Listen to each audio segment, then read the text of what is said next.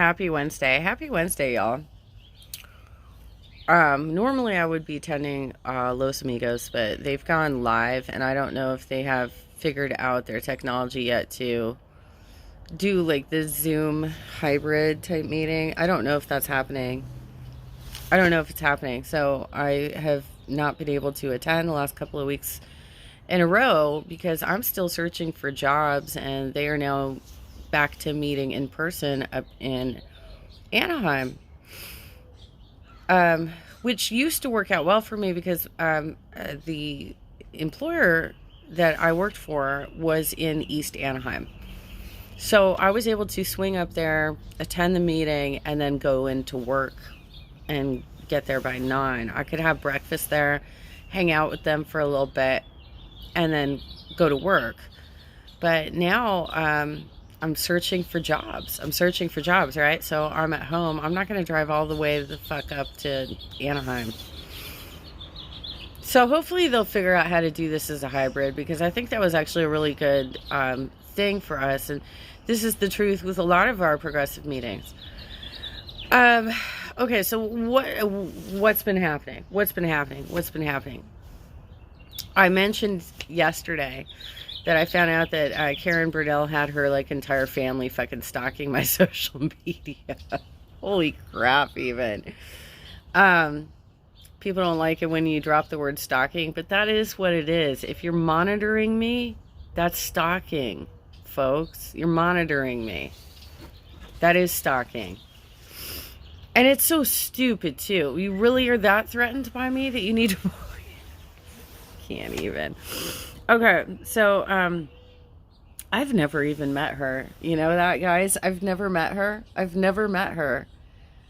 But she has taken some sort of personal vendetta out against me. Probably because I don't deal with bullshit well. Okay, so anyway, that's going on. Then you've got the whole People's Party bullshit, which her network likes to sleep in bed with. Y'all do. You do. You like to hang out with the Nick Brana crowd. Because it's edgy, right? It's edgy. So you got that shit going on, and they're trying to slip Nazis in and be like, we can do Red Brown Alliance, right? They're like, oh no, but they have rejected their hateful ways. So we're gonna let them be keynote speaker. We're gonna give them interviews on Jimmy Dore. They've rejected their hateful ways, and so now we can all align. That's the dumbest fucking strategy ever. It has to make you, you have to really wonder what is their actual end goal of that, because if we're trying to pass progressive policy, how do we do it with fringe groups? No, we have to actually convince the center. We have to convince the mainstream voters that they should be on board with what it is that we want to accomplish. And I don't think this is all that difficult, because I mean, even when I was like a teenager, I remember, before I was even like political, I remember like people talking about how great it would be if we had universal health care like the rest of the first world nations. Like, this is totally, it should be a normal thing, but instead it's almost like, you know what it reminds me of? It reminds me of when I was a teenager and I was a goth, and I did that for a few years, and then I realized that it was just like kind of stupid. It was this, we were putting on a uniform too. You know, we were like, okay, we're all going to dress a certain way. We're going to do our makeup a certain way. We're all going to wear black. It was a uniform too. And that's exactly what's happening with the progressive movement as well. It's like, it's an in club. It's like, I'm so cool because so cool. Anyway, that's where we are. It's like everybody's like, oh, well, yeah, you gotta agree with everything, every candidate that Karen puts out, regardless of how many turds she's trying to shine up. And if you disagree, then you can have, people come after you and try to destroy your lives, right?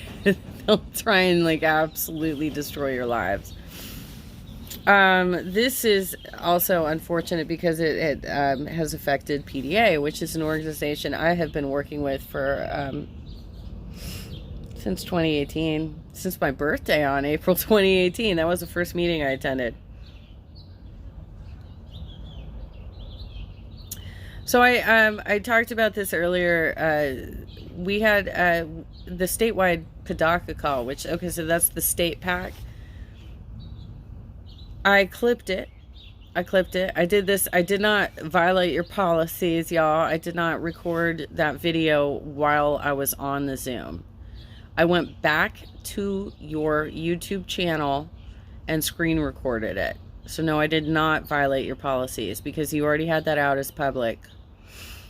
It was already out there. And I captured the video where Danette Abbott Wicker cut off Jamu Makalani on the call. Now, I don't think that she did that because she's racist, although it looks pretty fucking bad. I think she did that because she's part of Karen Brunell's network, and Jamu did not run on Karen's slate for Progressive Caucus. Now, somebody showed up on my channel and actually timed out the amount of time that he spoke on that call. Your moderator stated straight up that you had an extra 8 minutes. And Jamu was timed out at around 2 minutes. And she fucking cut him off. You, folks, are responsible for how toxic your organization is becoming. You are responsible for that. And only you can make the changes necessary to stop that from happening. If you want allies, stop making it an in club. Stop trying to cut people off. Let people be a part of the conversation. That was embarrassing. That was absolutely embarrassing that you would cut off a black labor leader. And yeah, I'm not going to shut up about it. You want me as an ally again? Start treating me as respectfully. Start treating me respectfully. Don't fucking defame me. Don't push out expired court documents against me on behalf of a dude who I've been in litigation with for the last 2 years because he keeps getting in my fucking face and trying to push me out of politics. Don't. And don't fucking excuse this network of people who are trying to platform Nazis. Don't do it. Don't do it.